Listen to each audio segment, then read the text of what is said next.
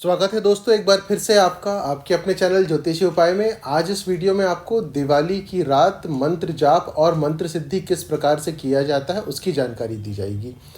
दिवाली की रात जो रहती है वो बहुत ही विशेष होती है। वर्ष भर में ऐसी कुछ रात्रियां होती है जो कि बहुत ही अधिक शक्तिशाली और मंत्र सिद्धि के लिए उपयुक्त होती है, जिसमें से कि ग्रहण, चाहे वो चंद्र ग्रहण हो या सूर्य ग्रहण हो, उसके अलावा दिवाली, होली, नवरात्रि, शिवरात्रि, कुछ ऐसी रात्रियां रहती है। अभी जो आने वाली रात्रि है वो है दिवाली की रात। दिवाली की रात मतलब कि अमावस्या, कार्तिक अमावस्या भी कहते हैं हम इसे, दिवाली की रात को। जैसे कि आपको पहले भी जानकारी दे दी गई थी कि अमावस्या की तिथि कब से कब तक लगेगी, एक बार फिर से बता देते हैं। 31 अक्टूबर गुरुवार दोपहर 3:52 से अमावस्या की तिथि प्रारंभ होगी, जो कि 1 नवंबर शुक्रवार के दिन शाम को 6:16 पे समाप्त होगी। यानी कि जिसे भी रात्रि साधना करनी है, मंत्र जाप करना है, वो गुरुवार की रात को ही करेगा। और गुरुवार की रात को भी मंत्र जाप करने का जो सबसे सही समय होता है वो होता है रात को 10:30 के बाद का। और अगर और भी आप करना चाहते हैं, मान लीजिए बहुत लंबा मंत्र जाप है, तो आप 10:30 के बाद प्रारंभ कर सकते हैं। नहीं तो निश्चित काल में आप जाप प्रारंभ करिए, चाहे वो किसी भी मंत्र का हो।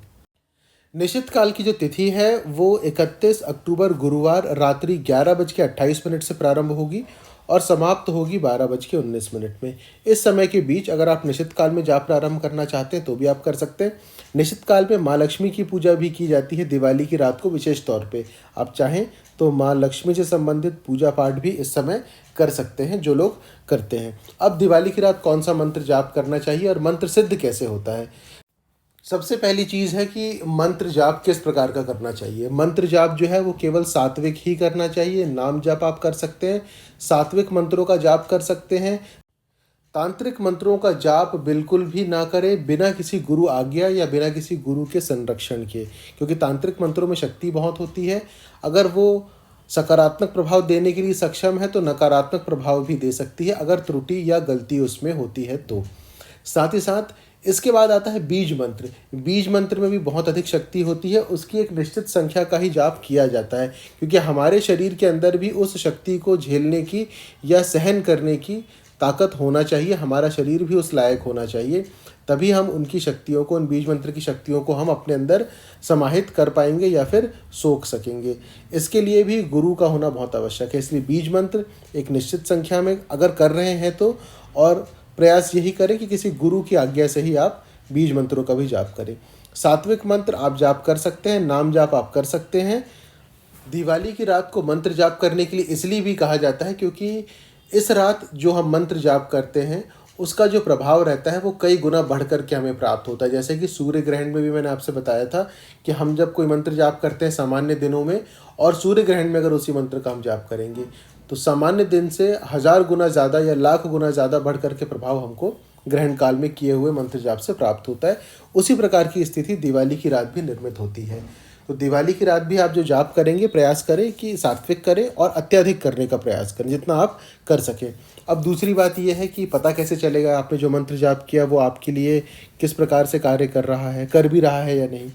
जब कभी भी आप जाप करते हैं इस प्रकार का और कभी आपको किसी चीज़ की आवश्यकता हो, चाहे आप कहीं फंस गए हों या कहीं से कुछ समझ नहीं आ रहा हो, कोई रास्ता आपको दिखाने वाला नहीं हो, तब आप भगवान से प्रार्थना करके जो भी मंत्र आपने जाप किया, जिस भी देवी या देवता का है, उनसे आप प्रार्थना करें, इस मंत्र का जाप करें, देखिए आपको रास्ता मिल जाएगा।